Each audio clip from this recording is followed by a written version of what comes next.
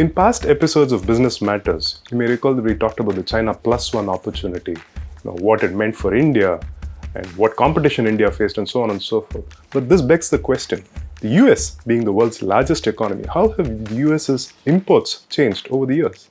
You may recall that in early 2018, then US President Donald Trump started a trade war with China by imposing tariffs on products sourced from that country. In 2021, President Biden actually put out an executive policy that sought to diversify supply chains away from China. The point was to lower the dependence on China for several materials that it sourced. 5 years on, how have things changed?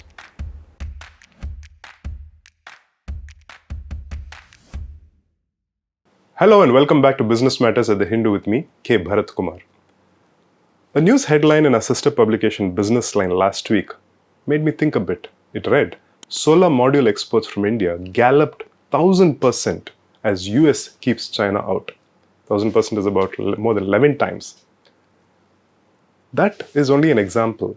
But in the larger scheme of things, US's imports are moving, although gradually only, moving away from China into other parts of the world, especially ASEAN and India, and in some instances, Mexico. A recent report by Boston Consulting Group showed that in its survey of North American manufacturing executives, 90% of survey respondents said that they had moved some of their production and sourcing to different countries over the past 5 years, and that they would continue to do so over the next 5. The report noted that countries like Mexico, countries in Southeast Asia, and specifically India, are quickly emerging as future export manufacturing powerhouses. The consultancy noted that all three regions offered competitive cost structures, deep pools of labor, and growing scale and capabilities across diverse industries. It called out India as having the additional benefit of possessing a potentially enormous domestic market. However, we are not without competition. The report also noted that Morocco, Turkey, and other such countries are in strong positions to expand their export manufacturing, powered by competitive costs, labor, and proximity to the European Union and other markets. This is especially so for companies that get in early. The survey respondents noted that the primary driver of these shifts is the ongoing quest for lower costs, but they also pointed out that they were seeking to shorten lead times, operating in more stable business environments, as well as gain the flexibility to react to disruptions, even if it means sacrificing their profits a bit. And what pinches profits the most? Expenses, in this case in the form of wage inflation. In recent times, wage inflation has been true for most parts of the world. But the interesting thing for us here is that in India, wage inflation is quickened at a lower pace than in the rest of the world. The BCG report shows that labor costs adjusted for productivity rose by 21% in the US from 2018 through 22, for example, and by 24% in China. Similarly, these costs rose by 22% in Mexico and by 18% in India. The consultancy points out that despite all these, that is, wage inflation and so on, India and Mexico still remain among the world's most cost-competitive sources of manufacturing, with Mexico being the best nearshore option for the US. In the chart that you see on your screens now, sourced from the BCG report, we see how the US's imports have gently shifted away from China to other countries, including India. While China remains by far the leader among exporters, the shift over a 5-year period is evident.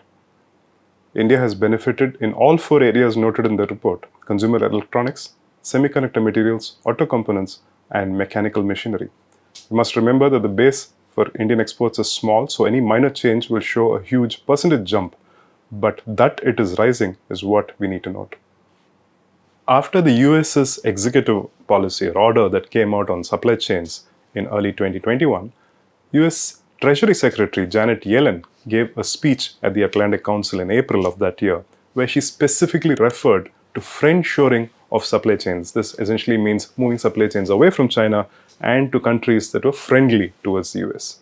The Council presented data earlier this year in an article showing how the US's imports from China have behaved in the 4 sectors that Biden's order had specifically identified: ICT goods, that is, information technology and communication technology goods, energy, public health goods, and critical minerals and materials. The 2,400 products that the US's Department of Commerce had identified as falling under the friendshoring efforts by the US contributed to $1.6 trillion worth of US imports that year. And since then, obviously, China's contribution to these goods under US imports have been gradually dipping. The article states that from a pre-trade war contribution of 19.2%, Chinese suppliers contributed to a lower 16.2% in 2020 in US imports of goods that Washington now aims to friendshore. In the year following Ms. Yellen's friendshoring speech, this share has fallen even lower to 15.2%. The chart you see on your screens now shows that ICT goods have seen a sharp decline, followed by public health goods, while energy and critical minerals imports have remained relatively stable from China into the US. Coming back to the BCG report, the consultancy says that the main reasons for these shifts in supply chain were geopolitical pressures as well as supply chain pressures. Geopolitical, we understand, two countries don't get along with each other and so on. But supply chain is specifically to do with disruptions that can come up suddenly. Like because of the pandemic, China shut down most industries, residential areas, and so on. So actually manufacturing took a hit, and it's the supply, the manufacturing sort of shop floor for the rest of the world. And when manufacturing takes a hit, supplies to other countries will certainly take a hit. So in order to be able to deal with such disruptions, you need a diversified supply chain. In this new piece of infographic you see on your screens, a trend is evident, a trend that several industrialists in India have commented on earlier, that Vietnam is giving India a run for its money. The US's preferences are clearly towards Vietnam in some sectors, but fortunately for us, India too figures in some investment decisions. Interestingly, only 55% of the respondents in the BCG survey indicated that their objectives of shifting these supply chains had been met.